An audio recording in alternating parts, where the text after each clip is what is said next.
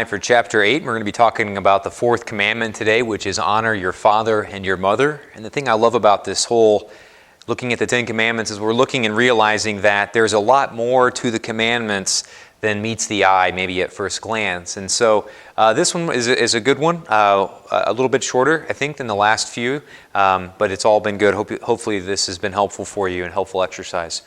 The first thing that we want to talk about today is what this commandment covers. And first of all, as we said, primarily it covers the relationship between children and parents. Obviously, if you say honor your mother and father, you're talking about mostly children to their parents. But also in the Catechism, it talks about how as well this commandment encourages us to give honor and respect from, if we're a pupil, to our teacher, or a student to a teacher, your employees. The respect and honor that they deserve to give to their employer, whoever it is that's paying their bills for them. The job or the honor that a subordinate owes to anyone who is over them in authority, anyone who is a leader. And also citizens, their honor and respected citizens and what they owe to their country. We say something very important in the Catechism and in our Catholic faith. We claim that the family is the fundamental human institution. And that's a huge statement. As we said, that's a big statement, right? To say that something is the fundamental, the foundational human institution. And an institution can be anything. It can be a university. It can be any kind of thing that's created that's basically a group of people or some kind of company or anything along those lines. A college, high school, all those types of things are institutions. And they've been around for a while. The longer they've been around, the more they become institutions, right? Well, we say the family is the fundamental, the primary, the building block institution for all that we see in our society. So we're saying a lot there. I mean, we're saying that a society, everything that we see in our country is built up by each little brick. The brick is one family. And so it's a fundamental, it's a foundational human institution is the family. If we're saying that, we believe that families are really important. We're going to look at some of the data, and a lot of this is found, I pulled this off of the USCCB, the United States Bishops Conference. A great website, if you ever get the chance to just explore that, usccb.org. But anyway, so they had some great statistics on there about families and about family life and how important and why families are the fundamental human institution. The more stable the family, the more likely it is to produce happy, healthy, productive citizens. That's just kind of a value statement. That's not a scientific fact. Although, again, we're going to look at the data here coming up and see why we say that. So, the better families that you have throughout a society, the better the society will be, right? So if we want to improve society, we believe we start with the actual family. And what better time? Right now, we're in the middle of a synod. A gathering of bishops are taking place in Rome. It's been in the news a lot, right? Looking at the family. How do we as a church throughout the world, how do we strengthen each individual family and help them grow? That's exactly what Pope Francis and the bishops are working on right now. Okay. Now, here are some statistics to kind of back up this claim that as the family goes, so goes the society, so goes the country, the state, the city, etc. Okay. Single mothers reported a 71% greater rate of severe violence toward their children than did mothers in two-parent homes. So if we're looking at the family, one way to look at this, how important it is to look at what happens when the family in some ways breaks down. And what we see are some very shocking statistics. Now, before we get into this any further, I want to make sure we reiterate, some of you are from families that might be one parent. Maybe there's divorce in your family. Maybe there's some other tragedy, whatever it might be, okay? We know and recognize that great saints come and can come out of families that have difficult situations, that maybe are not blessed with a mother and a father, who experience divorce, all of those things. It doesn't mean that you can't be a saint. That's not true at all. And it doesn't even mean that your parents, sometimes splitting up a mother or a father might have to leave their spouse because of lots of different situations. It might, for some reason, have to happen. So we're not judging that. We're not judging anyone who does that. We're just saying, look at the statistics, and we can start to see that, yes, the family is a foundational and a fundamental building block of society. And we see how important it is. So again, we're not talking about any particular family. When we say these things, we're not talking about you. You can become a saint. Your parents, even if they're living in difficult situations or they are single mothers or single fathers or wherever it might be, they can become saints. We're not saying that, but we're saying in general, the studies and the data suggests that it's more difficult in general, and it's harder on children in general to come from something other than a family where there's a mother and a father. That's what we're talking about here when we look at these statistics, and that's what the bishops are talking about. So we hope that everybody knows that they can be a saint, that doesn't mean we're not talking about they're a bad person, their parents are a bad person, whatever that might be. Really important we continue to emphasize that. So again, single mothers, as we see, it's harder on a single mother to raise these children, and so there's a higher percentage of these mothers reporting that they were violent towards their children probably because of the stress that comes around in that situation.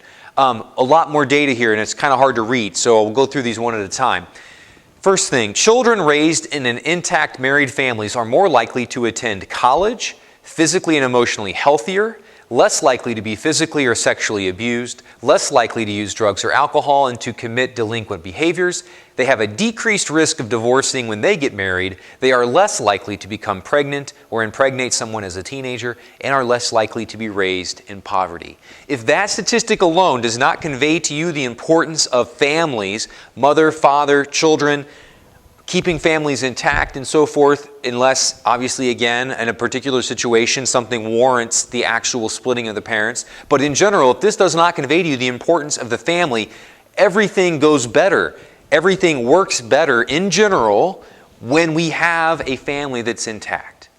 And so again, we're recognizing the importance of family being the fundamental building block of society. Also, studies have suggested and found that children receive gender-specific support from having a mother and a father. Research shows that particular roles of mothers and fathers, as well as complex biologically rooted interactions, are important for the development of boys and girls. Boys and girls do better when they have a mother and a father raising them together. And even single mothers and single fathers will tell you the same thing. They know that. And even in some situations where one parent has died through tragedy and so forth, or whatever it might be, or there's a divorce, single parents will always recognize and be able to tell you, they'll be the first ones to tell you that it is easier for boys and girls to have it coming from two different directions, having a father and a mother helping raise them, giving them that different background from the gender that plays into account and takes into account there. Another statistic, a child living with a single mother is 14 times more likely to suffer serious physical abuse than a child living with a married biological parents. So if it's a child who's living with a single mother, the chance of that person suffering serious abuse is much higher. It even gets worse. A child whose mother cohabits with a man other than the child's father is 33 times more likely to suffer serious physical child abuse.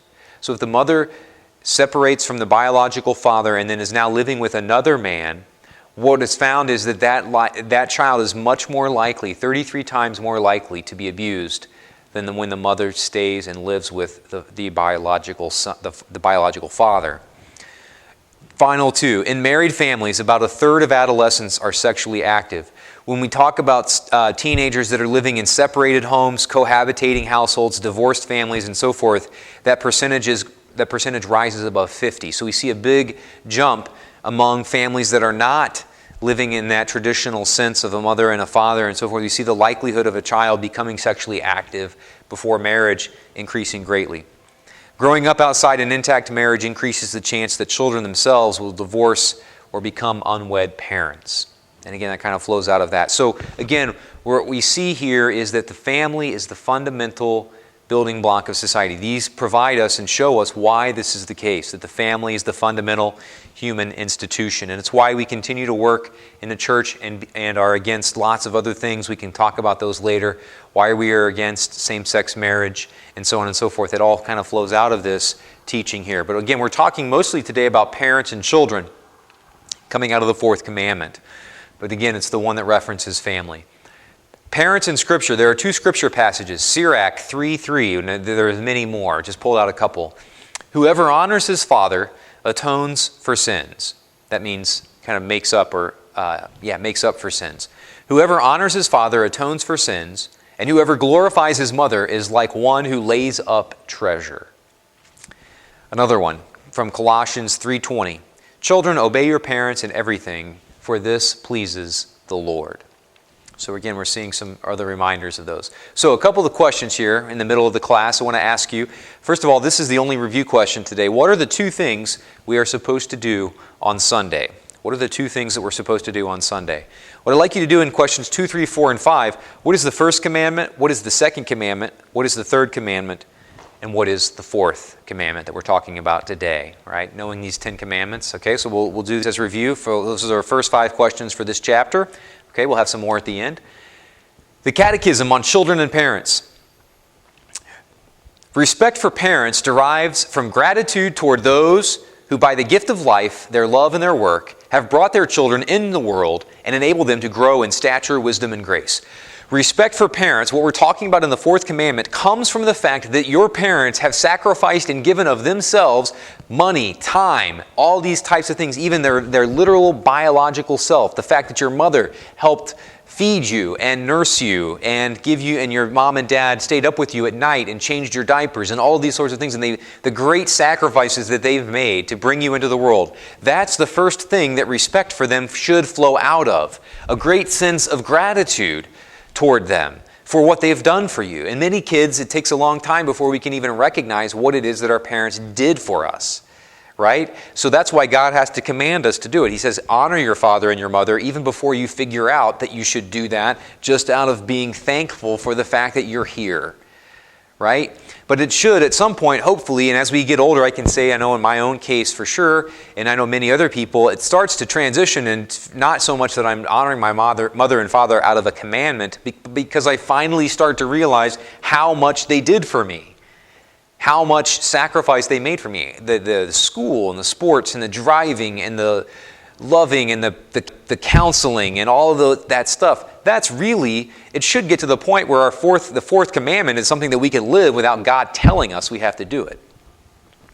Another thing from the Catechism, as long as the child lives at home with his parents, the child should obey his parents in all that they ask of him when it is for his good or that of the family.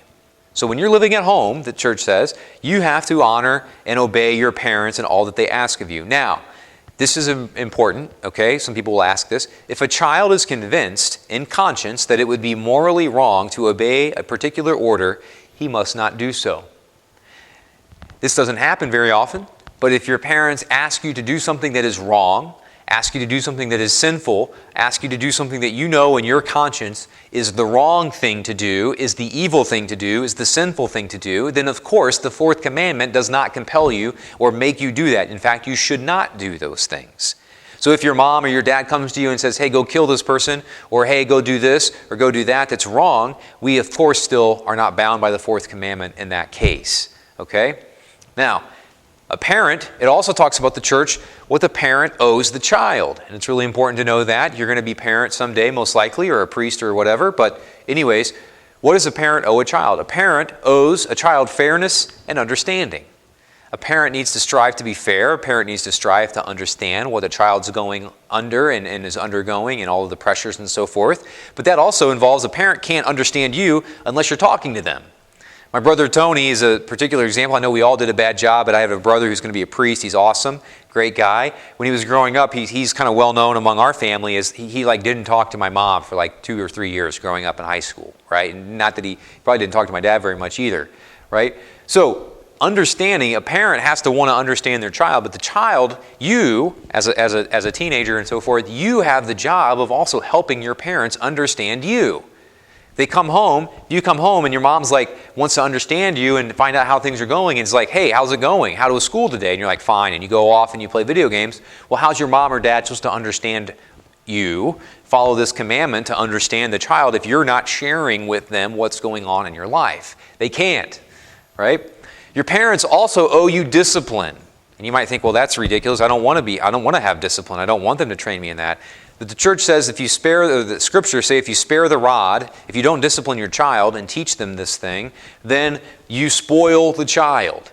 You become a terrible person. You become a person who's, or I shouldn't say terrible person, but you are much more likely to fall into sin and not become the person that God's calling you to be if you've not been trained and disciplined and shown what is right and what's wrong. And if your parents haven't instilled good habits in you, then it's a lot harder to have them instilled in you elsewhere. Now, the third thing that a parent owes a child is instruction in the faith. I am not the primary teacher of the faith to you. Your parents are. And the church and scriptures tell your parents that it's their job to make sure that you are raised in the faith. When I started these classes, I told your parents, religious ed, the classes that you've done here at the parish or whatever it is, anything, it is the parents' job to raise the child and help them understand the faith. What we do here in this class, in the youth group, in religious ed classes on Sunday mornings, and Bible studies, and vacation Bible schools and all that, that's all stuff that we are offering to your parents to help them teach the faith to you. So that's why I always tell parents, hey, Mom and Dad, if your son or daughter doesn't do these classes, doesn't come to religious ed, that's fine by me. I totally understand and respect that. And if it's you, that parent, each parent, it's their responsibility to train their child in the faith. So if you're not participating in these classes or whatever it might be, you don't come to youth group stuff, I don't think of the parent as a bad parent. I just think that they're choosing to raise their child in the faith or instruct them in the faith in some other way. But every parent owes that to their child. Okay, my little plug about families. Families teach us how to get along with people in the real world. I've told people this in the confessional before and so forth, and young people. It's an important thing. Families teach us how to get along with people in the real world. Our brothers and our sisters and our parents teach us how to interact with authority, because we're going to have other people in our lives who are going to tell us to do things that we don't want to do. I remember one time when I was in 7th grade and my mom and dad I got invited to one of my best friends in the whole world, Adam Smith's house, to spend the night, and I wanted to go so bad. And Adam was super cool and still is, if Adam's watching. But anyways, and I remember going to my mom and dad, and we had some family in town or something like that, and I said, Mom and Dad, Adam wants me to come spend the night, and they said no. And I remember going in and locking my door in my bedroom and screaming into the pillow, and this is so unfair, and blah, blah, blah, and I was crying and feeling really sorry for myself. That trained me, because there's a lot of other times, even as a priest, even now, as a 36-year-old, and I'm sure it will continue for the rest of my life, I encounter things where someone is telling me to do something that I don't want to do, and I might not even understand it. Archbishop Tobin or whoever might come and ask me to do something, and I don't understand why. And I might not even want to do it, right? I might not want to go there, or I might not want to do this. But because I was raised in a family, it's trained me and helped me understand that sometimes I'm not going to understand everything in the moment, and I still do it. That somebody can have my best interest in mind and can help me understand something that I don't know what's best for myself, but they do. So families do that. Our siblings help us learn how to get along with other people, right? It's a lot easier. People who have brothers and sisters, it's a lot easier for them to get along when they grow older with other people than it is with single child, because they didn't learn single children, because the single children don't learn a lot of times those same skills of how to get along with people growing up. So families are fundamental building block of society, because they train us how to get along with authority, how to get along with our coworkers, how to get along with our friends and other people in the real world when we finally move on. Really quickly, I want to end with this. This fourth commandment doesn't just apply to families, it also applies to how we get along with and interact with our civil authorities, the government, okay, all the president and all these other places. I want to look at that really quickly. Extending the family commandment out to civil authority. Your book has this in here, and I just copied these straight down because it's very good. It takes a passage from the Bible and it kind of breaks it down into these little bullet points that are really helpful in walking us through this. Civil authority has a divine origin. The scriptures talk about how their civil authorities are put over us by God. Okay? Now, we can talk about what happens. Not everything that they do is good. But the general gist of having people above us who can help guide us in the civil authority is something that comes to us from God. Christians, therefore, it says, must obey authority. We must obey the authorities that are put over us. Christians, however, must use discretion and disregard for just law. So if somebody, let me back up. So authority has a divine origin. We must obey that authority, but again, with the same thing with parents, if we're being asked to follow something that's unjust, immoral, not right, something that our conscience tells us is wrong, then we don't have to follow that particular teaching. If somebody comes to you and says, hey, the government just said that everybody has to do an abortion every day, right? Well, or any, I'm just picking something ridiculous. But anything like that, then we don't have to follow that. Of course, we don't break the moral law or any law of God based on something that our civil authorities say. Disregard for just civil laws warrants reprimand. So if you decide to disobey a law that is there and it is a just law, then God says He frowns on that and is not happy with that. That's a sin. So breaking just civil laws, breaking laws that are good and are okay, if you break them, you are committing a sin. Okay? And it's really important to recognize that. So going out and drinking under the age of 21, those kinds of sins, using illegal drugs, all those kinds of things are sins because they're just civil laws and you're choosing to break them. The authorities may impose taxes and the authority deserves our respect. That's all teachings out of Scripture from St. Paul. Okay? Now, this is a beautiful passage about helping me understand when it is that I stop following civil laws. This is from the Catechism, and I just want to read it all to you because it's really good. The citizen is obliged in conscience not to follow the directives of civil authorities when they are contrary to the demands of the moral order, to the fundamental rights of persons, or the teachings of the gospel. Refusing obedience to civil authorities when their demands are contrary to those of an upright conscience finds its justification in the distinction between serving God and serving the political community. There's this beautiful line from the gospel. Jesus says, "Render therefore unto Caesar the things that are Caesar's, and to God the things that are God's." We must obey God rather than men.